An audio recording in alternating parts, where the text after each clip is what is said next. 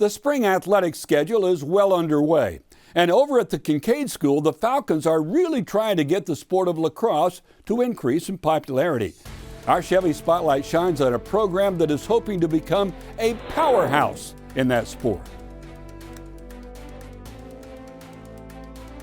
At the Kinkaid School, the Falcons lacrosse team is gearing up for another run at a Class A state championship, a title that seemed almost unattainable to most people after the Falcons started last year 2-11.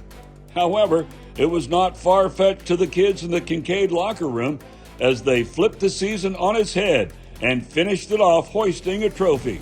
We were probably at the lowest point I've ever been in high school.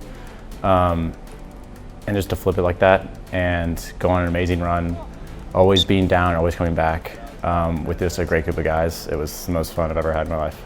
The whole season I kept saying to the guys, once we click, it's going to be scary. We're right there. We're missing some passes, missing some open goals. That was kind of the story of our year. As started out rough and finished out strong. Being able to turn it back around and kind of figure things out as the playoffs came was really kind of amazing and impressive. Especially since we beat some of the teams like Lake Travis and Austin High. We lost them earlier in the regular season, so it felt pretty nice to kind of come back and beat them.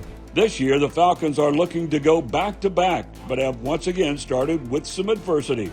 They began the year with 6 starters out with injuries, and most of those guys are on offense. But their defense, led by goalie Colton Silverstein, who's heading to Division I Delaware, has been on point, which plays right into head coach Michael Centra's playbook. They always say defense wins championships. It's nice having our goalie back, who's been a 4-year starter for us. Like I said, I think our defense is going to keep the score low. Our offense has to start figuring it out together, and I think we still have an opportunity to, bring it back.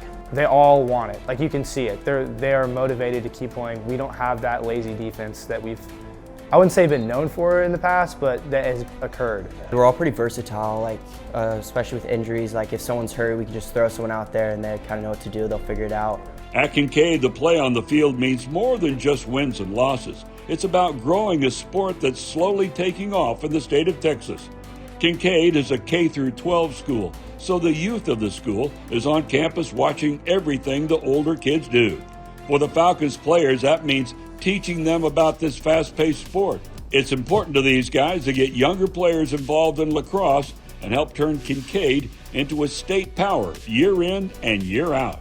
I can speak for about 3 or 4 other guys on the team that we do coaching outside, and especially with younger kids. And Kinkaid hosted a summer camp over the summer, and we got maybe 30 or 40 more kids just from winning the championship. Lacrosse is one of the fastest growing sports, and when we came down here, we started some club lacrosse teams. We started a lot of youth stuff, running camps.